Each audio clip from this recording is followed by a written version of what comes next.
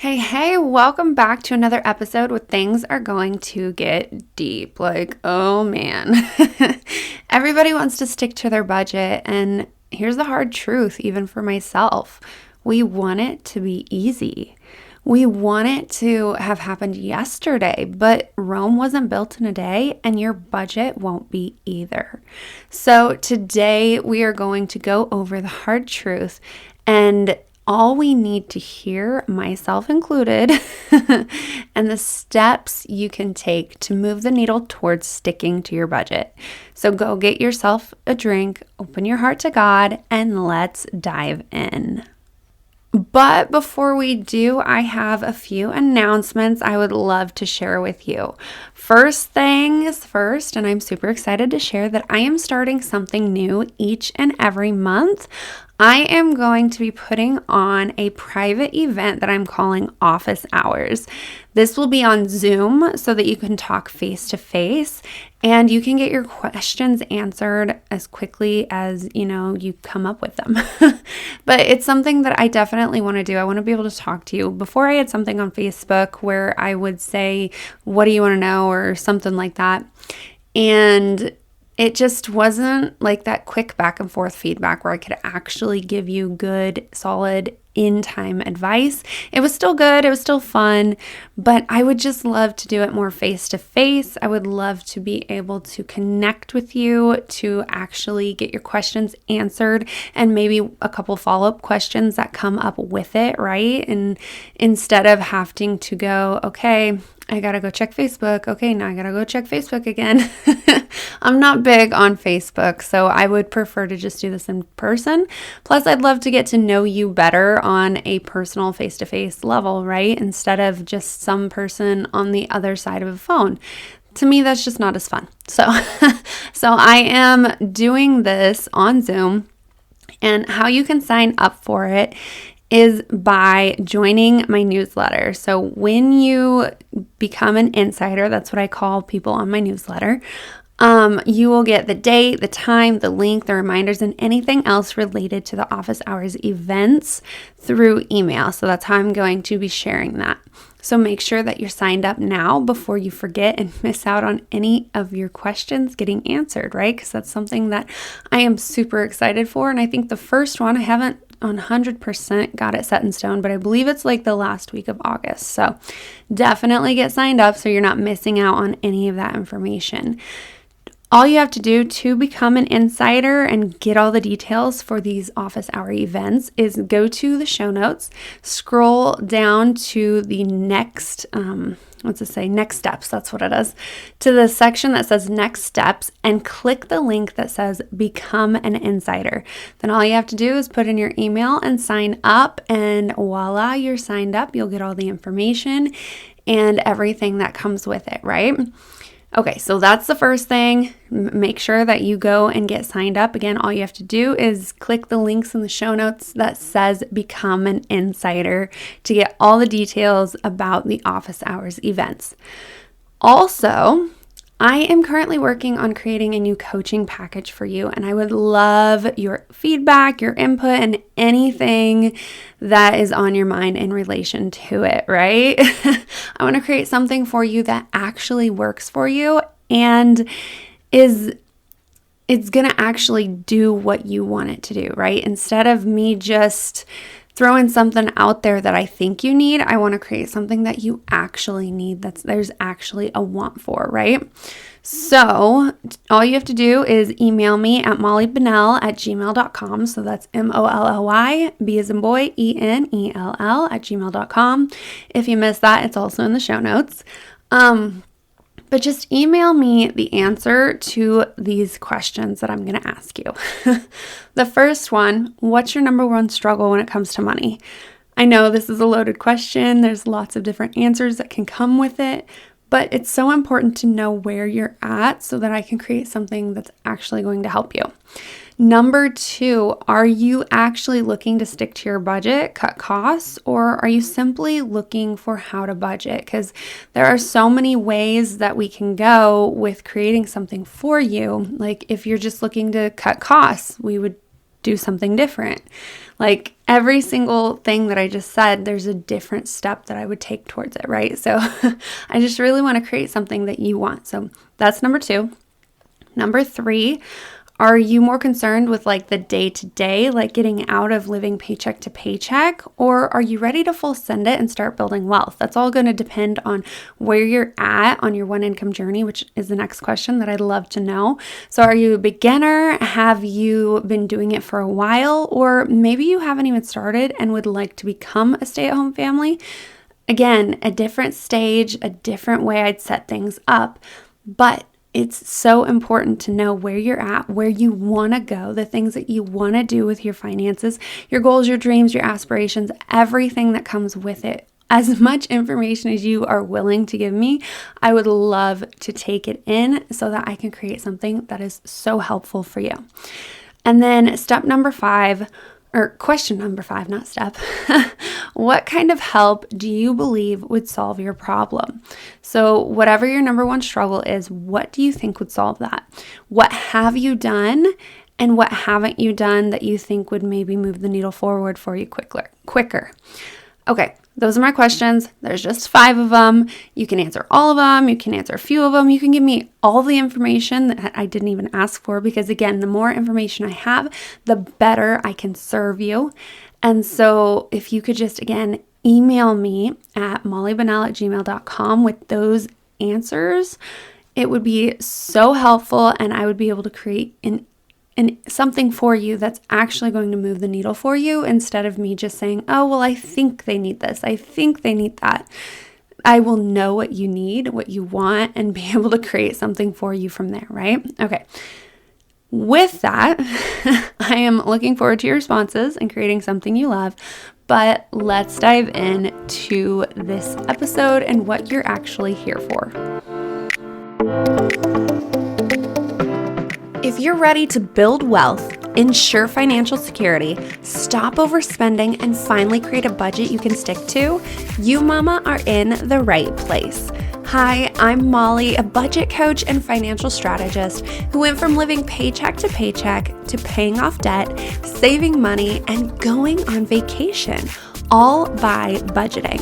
And I help mamas just like you budget and create God-centered systems and routines so that you too can have financial freedom. Now stop pinching those pennies and let's dive in. Alrighty, so I have mentioned this a few times before, but when I was younger, I played college volleyball. And I know this is totally not something in relation to what we are talking about, but it is at the same time, because to be able to play college volleyball, it takes a lot of practice. It takes a lot of being able to work hard and to get the things done and to not complain and just move forward. When you're actually playing volleyball, you have to learn how to quickly process failure. Like, I'm not joking. Well, any sport, really.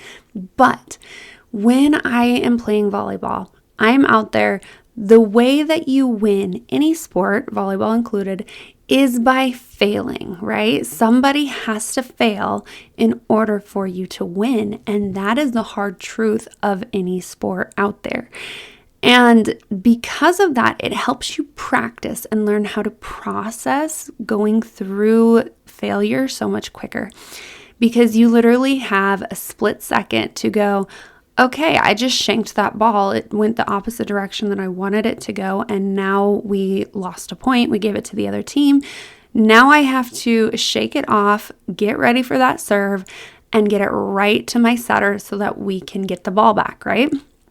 And that can be so difficult to put into play in your life. I know that learning that in a sport, I never actually put it together in real life until, just recently, where I'm going, oh my gosh, okay, so this is what we're doing. I'm practicing being okay at failure. I'm moving forward. I'm letting it go. I'm handling the emotions.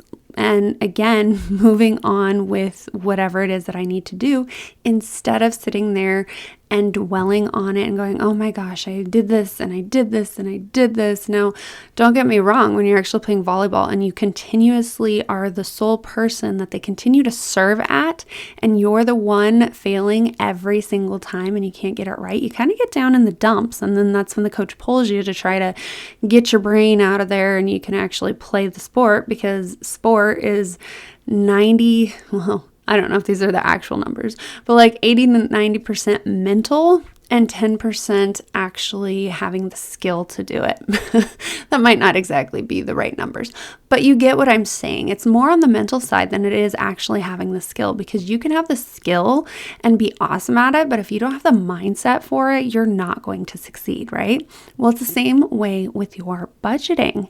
If you are expecting yourself to get things done properly and correct every single time and give yourself no failure, like essentially perfectionism, you're going to fail, right? This is the hard truth right here. You have way too high of expectations. That is why your budget isn't working.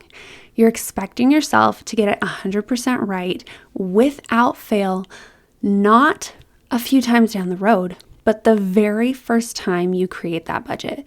It's the same way with your time, right? You sit down, you create something, you give yourself no wiggle room to practice it and to get good at it. You just expect yourself to get it right the very first time. And so when you fail, you get upset. You are just like, oh my gosh, I can't do this. I can't stick to my budget. I can't actually budget. I'm not good at this. Why should I even try? And you just spiral and go on and on and on. I know I'm right there. Sometimes I get so upset. I'm like, you do it, babe, because I can't do this anymore. Now, would I actually say that to him? Probably not, because he wouldn't want to actually budget. But it definitely goes through my brain. I'm like, I quit. I'm done. I don't want to do this anymore. Because it's not easy, right? Going through that, learning how to be okay with failure in life is so much more difficult than in a sport, because a sport isn't your life. It's not like life or death, which I know a lot of what we're talking about right now, budgeting, isn't life or death, but it definitely can make a difference on how much joy sometimes we have, because we do connect our joy and our excitement to the number that maybe we have in our bank account, or even our safety. When we are sitting there and we're thinking, we will connect our safety, our feeling of security to the amount in our bank account versus to God, versus to what it is that we're actually doing. Finances are simply a tool for us to use to be able to get the things that we need. But sometimes we get so into the thick of it that we can't do the things that we want, that in lieu of being a parent, we throw a temper tantrum ourselves. Is it just me? This is kind of a side note, but is it just me that now that you become a parent, you see everybody throwing tantrums just in an adult version of doing it, right? Oh, I laugh. I'm like, oh gosh, okay, he's throwing a fit right there. Oh, they're throwing a fit right there. Ooh, I just threw a fit. Okay. It may not be, laying on the ground, throwing your arms around and flailing, but it's still the same concept. And I digress. I could keep going down that. It's kind of a funny thing in my brain. But you get what I'm saying. Like, when we try so hard to do something, to be able to get something that we want, we may grieve over the fact that we can't get it. Like, that is a thing. Being disappointed is actually a version of grieving, right? Being upset that you can't get what you want is a version of grieving. And so we just need to figure out how to process that, how to be able to go, okay, I don't have it in the budget right now. It's not something that I have to have right now, but I really, really want it and I can't get it. And that makes me really upset. Now, it's a lot more animated and dramatic sometimes than the way I just said it, because our emotions are heightened. But right now, in the moment, that's essentially what we are saying. And it's so hard to be able to just brush it off and say, okay, well, maybe next time. I'll get it next time, because we have said maybe next time so many times that maybe we're just getting down in the dumps and we want it right now. We're getting angry, we're getting upset. And so that's why finances can be so hard when it comes to quote on failure and not getting what we want, because failure isn't necessarily not being able to stick to the budget. It's not being able to get what we want because something else came above it, or we went over the top of what we wanted and we got the thing, or we weren't able to take care of the thing that we did need, right? So those are things that you definitely have to be careful with. I know that right now in my budget, we've been trying to pay off a lot of debt, which you heard about the last 2 episodes, right? And it's definitely been taking a little bit of a toll on my mindset, because I'm sitting here going, okay, I'll pay this off. We'll get money back into our budget through our monthly payments, right? I'll be able to quickly build back up the savings. And then did I actually do that? No, we are really low in our savings, lower than I'd like to be. And we are still going out and getting things that we want versus what we actually need, which I'm putting those wants and needs in quotes because you can't see me doing that, but that's what I'm doing, because we've just really been letting the summer control our budget. We've been just going with the flow, doing the things we want. And I'm like, babe, we've got to do a spending freeze. Like for the next month or 2, we got to do a spending freeze so that we can get our budgets back up to the way we want. But that's where like high expectations come in. Like at the beginning, you had good intentions when you decided, or when I decided to sit down and pay these bills off, which was the right choice. But by making that right choice and then going and spending the money frivolously, even though we were having fun, instead of putting money back into the savings account to be able to pay for the things that were coming up, it's definitely like taking a toll inside of me, going, oh my gosh, like I'm making the wrong decisions. I went and had fun instead of taking care of my family, which we're not hurting by any means. We will be fine. But no matter if you are on a bare bones budget or you're making thousands upon thousands or hundreds of thousands of dollars a year, you still have those feelings. Like you still are like, oh my gosh, what am I doing? Like, am I making the right decision? Because your expectations at the beginning when you sat down to do it and you're like, okay, this is what I'm going to do. And then you don't actually follow through.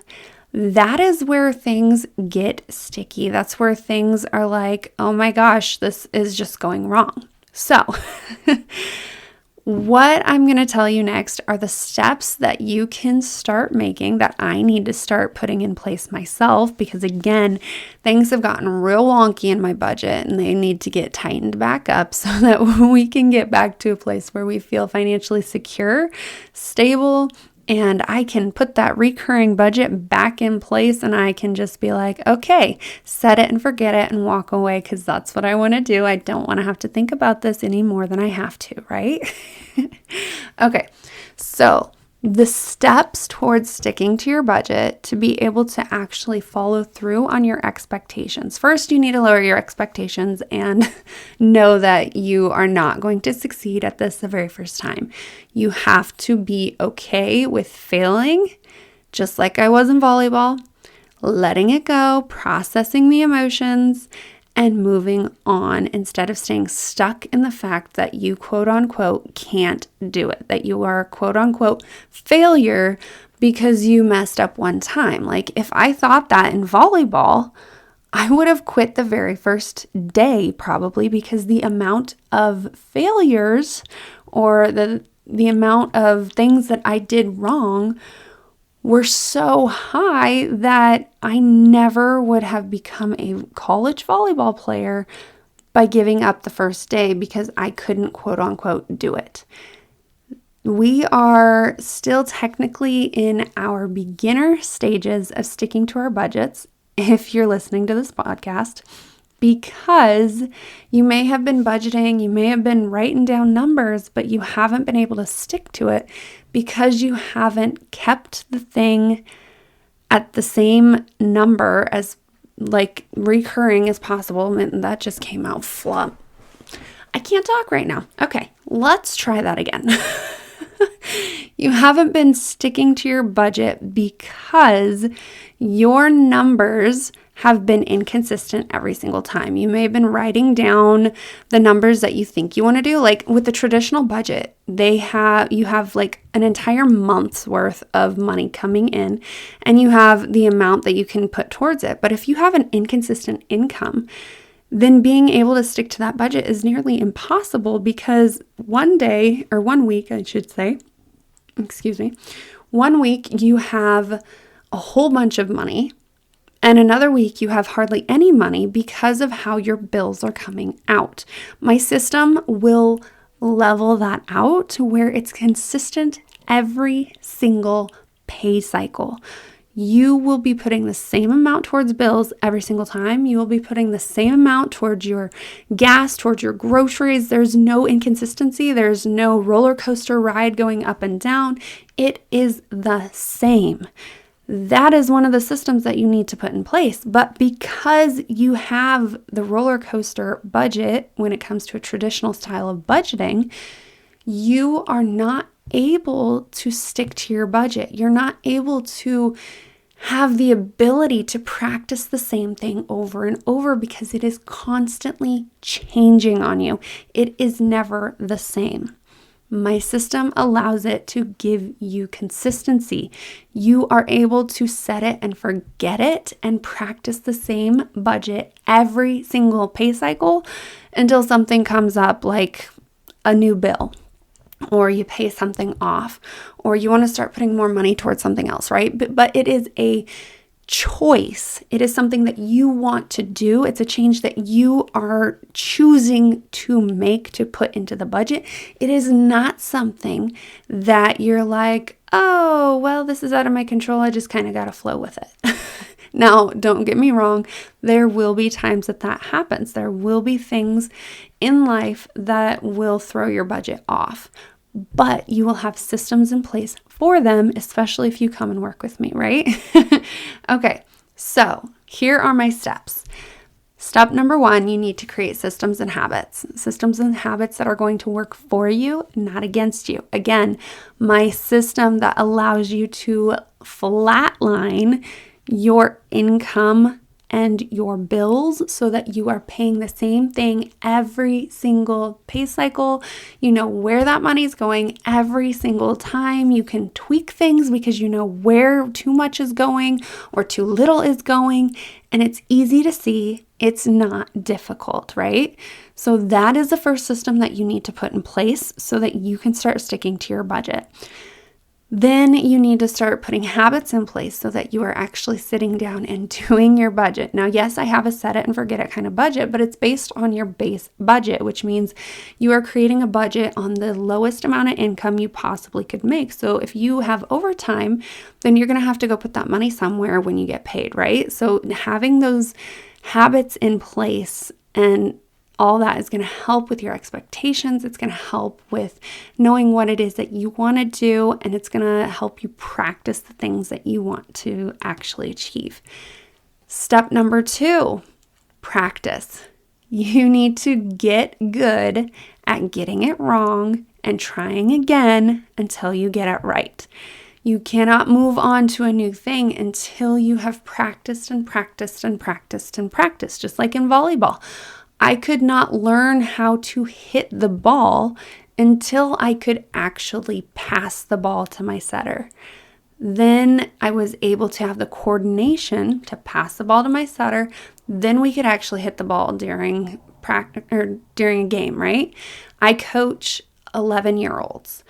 I don't expect them to be able to hit the ball over. Like, yes, I may be able to toss them a ball and they can go up and hit it during practice.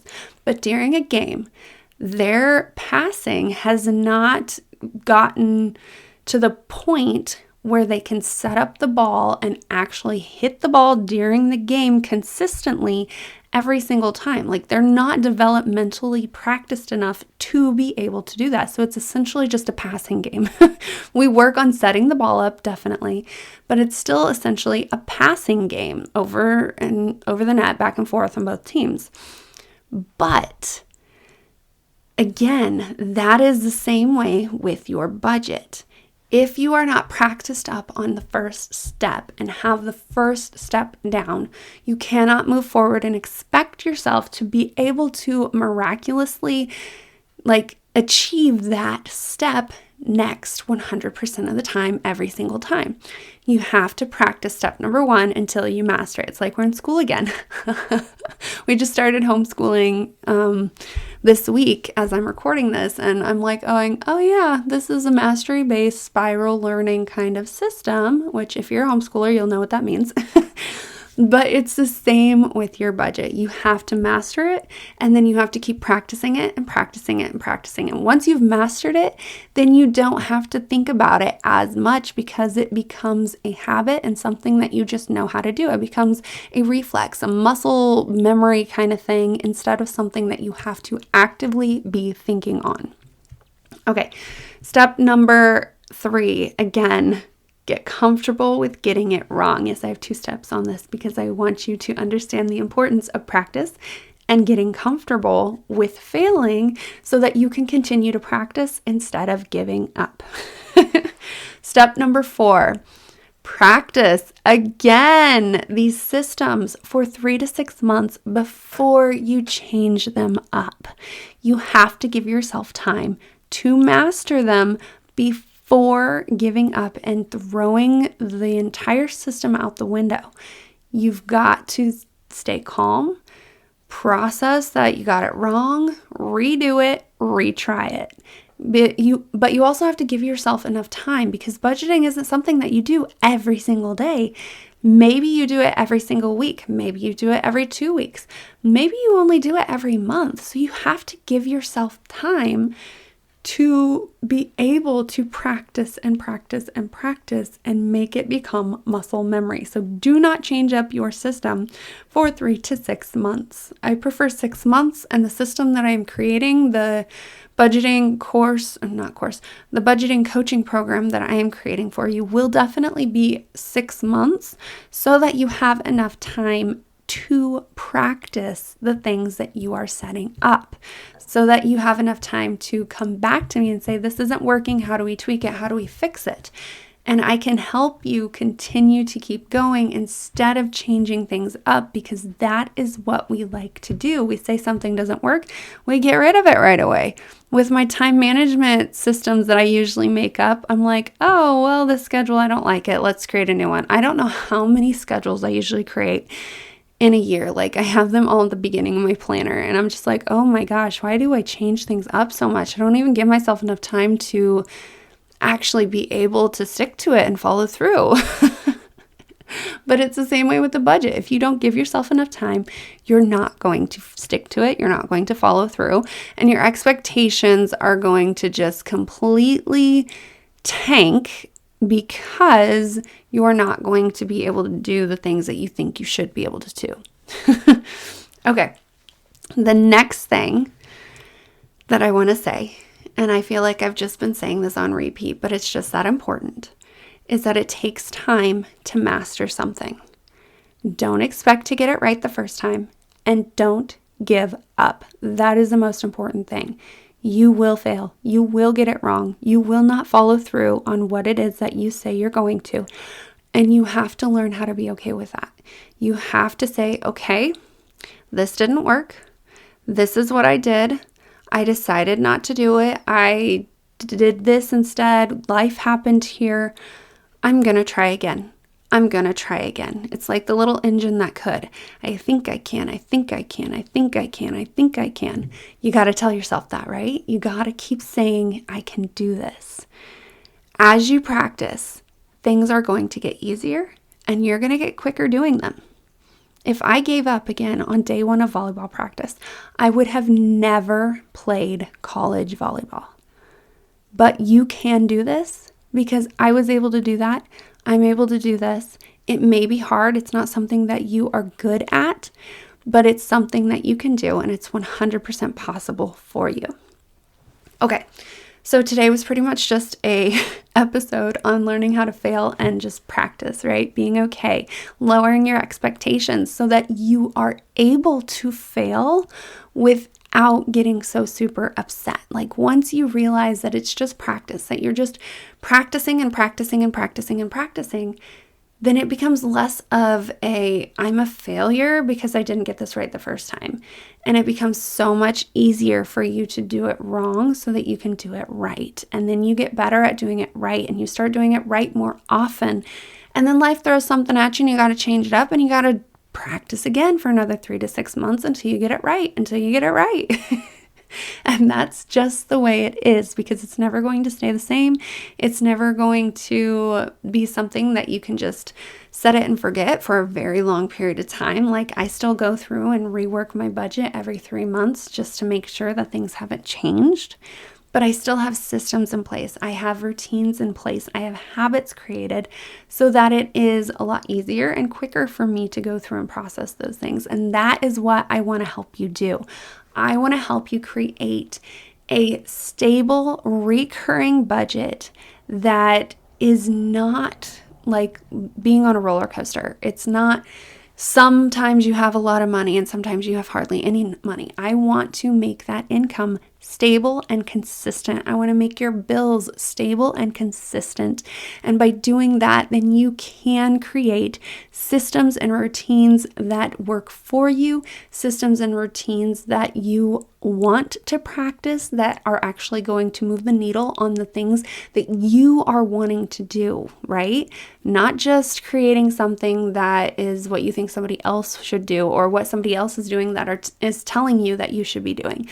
You need to create your own personal budget. It's your money. It's your family's money. It tells a story, right? Your money tells a story of what's important to you.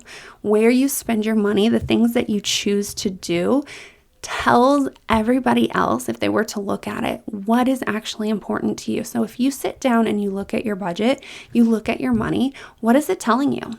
Is it telling you that the frivolous little things that we want here and there, like eating out or buying the coffee? Now, don't get me wrong, there's nothing wrong with buying the coffee, but sometimes that can be prioritized more than actually what you want to do. And you don't actually realize that because you're in this, well, I want to do what I want to do with my money because it's my money and I want to do what I want to do with it. You can't tell me what to do. Oh goodness, I just hear parenting in that statement every single time I say it. But it's so true. It's the way we look at the things that we want to do with our money. It's the way we feel with our money. It's why sometimes combining finances as a married couple can be so difficult, because it means then you have to share and you have to make choices together instead of actually being able to do what you want to do when you want to do it. And that is just selfishness that's coming out, like not being able to share, not doing what is right for your family. And I don't want to shame you if that is where you're at, so don't feel like I'm judging you. I just want to open your eyes as to what it is sometimes that's keeping you from doing the things that you want to do. So let's get back to what I was talking about, which is how I can help you. I can help you create a stable, recurring income and stabilize your bills so that you are no longer riding that paycheck to paycheck roller coaster. I can help you create a recurring budget that you can set it and forget it and not have to look at it every single time you sit down to budget. All you have to do when you come back is put the money where you want it to go so that it moves the needle towards your goals and actually makes a difference in the things that you want to do. I can help you start sticking to your budget so that you are able to start building wealth. Because once you create a budget, building wealth is just something that happens. It's not something you have to work on. It's not something you have to become good at and mindful of. It just happens.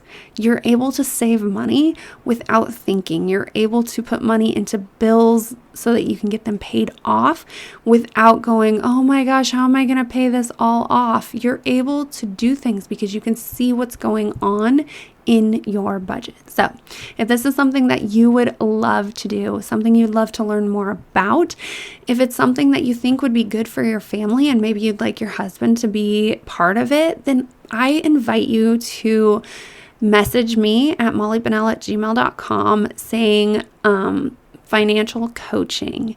And we can hop on a free budget coaching call together, or finance coaching call. I'm not sure what I should call it. But anyways, a free call where we will walk through what it is that I can help you with and how we can move forward in getting you where you want to go, right? Okay, so again, all you have to do is email me financialcoaching@mollybennell@gmail.com. If you missed the email, it is in the show notes. And with that being said, I am super excited to connect with you and meet you and help you along with your journey. But I pray that you have a blessed week, and I will see you right back here next week on another episode. Hey mama, I pray that today's episode has inspired you and grew you. If so, will you please share it with that friend who is praying for a budget breakthrough, and leave a rating and review so that you can help get the podcast out to other mamas struggling with their budget. Also, get some support for yourself by joining my free Facebook group and becoming an insider, where you get weekly support emails and are the first to find out when something new is on its way. You can find the links in the show notes, and I will see you right back here next Tuesday.